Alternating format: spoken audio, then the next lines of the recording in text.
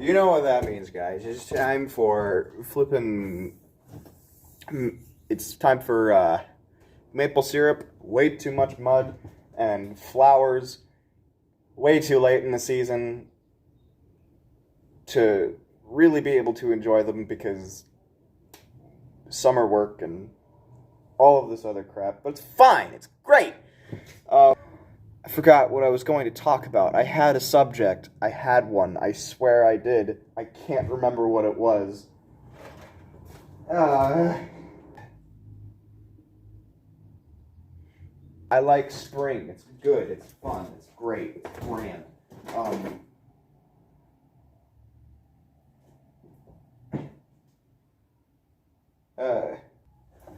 You know, from my move, I've moved further away from the Great Lakes. We no longer have the lake effect, which means we don't get as much snow.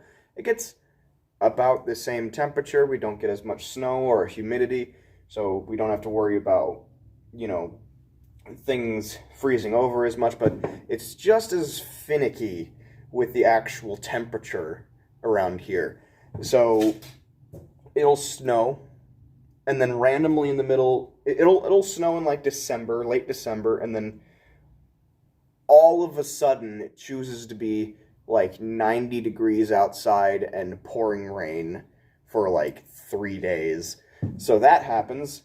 Everything's soaking wet.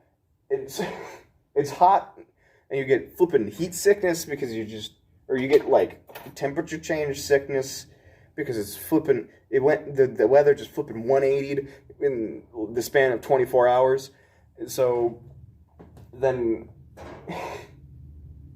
all of a sudden it turns back to being 20 degrees outside, flipping the weather 180s again, and then everything is coated in ice. Everything is coated in ice. I'm not talking like a thin sheet of like little bit of thin sheet of ice. That's probably what you're thinking, is this little thin sheet of ice, right? Heck no. Everything is covered in like an inch worth of ice. I am not kidding. There is an inch worth of ice coating everything. And this is only just like melted away within the past, or finished melting away within like the past week. This is incredibly irritating for many reasons. One, everything is coated in ice. So every time that I want to go outside and grab something, I have to chip it out of the flipping ice first and then bring it in the house to defrost it, further. And then you have to wait and dry it all off as bullcrap. And then, what's even better than having to chip everything out of the flipping ice? You go and you're walking. This happened to me. Me and my brother we're taking in the groceries. My grandma just went shopping. She just went and she grabbed a couple of things. Me and my brother are grabbing the groceries out of the car. I walk up to the flipping car. I grab a couple of things. I grab a couple of things, bring them in. Do this for a couple of rounds, and right like in the middle of bringing stuff into there, there's this big, like 3-inch ball of ice. I step on it, or I grab the groceries, I step on it unintentionally, and I flipping my foot just like there was nothing there to begin with. It was a ghost. My foot slides off of it, like flipping. My foot slides off of it, and I go down immediately because I'm holding like 40 pounds of groceries because I don't like walking around in the cold. So I grabbed like as much groceries as I could, and I immediately go down on the one knee, and all of my weight goes onto my right knee. All of my weight, and I land on this giant 3-inch ball of ice. This was like a couple of weeks ago that this happened. And I still have a bruise on my flipping knee. Like, I went down, my knee hit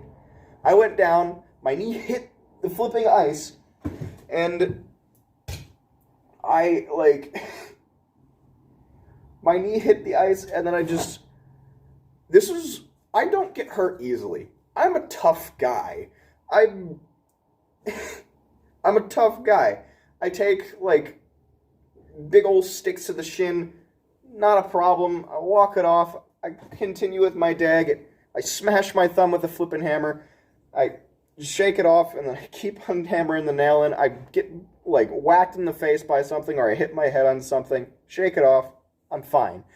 I wailed out in flipping pain because I literally bruised my kneecap, not the skin above my kneecap, the cartilage that makes up my kneecap had scrape marks in it because of how hard I hit the flipping ice.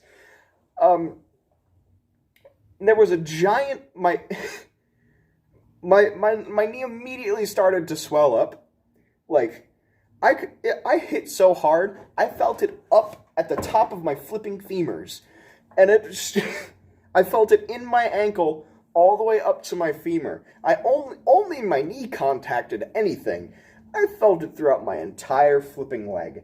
So, we go out, or I go back in the house, I plop whatever I had in my hands onto the counter, and I go, I just almost broke my knee. I'm going to go sit down. My mom went off, grabbed me a cold compress. I can't remember what it was. I think it was just a bag of, like, broccoli out of the freezer. And I sat in the couch, and my brother took in the rest of the groceries. I propped my knee on top of a pillow, kind of just laid there for a while, and, like, gently sat the compress on my knee, and then just kind of sat and wallowed in pain for the next 10 minutes. It was... This took me out of the equation for, like, 3 days. It eventually calmed down enough to let me walk on it right.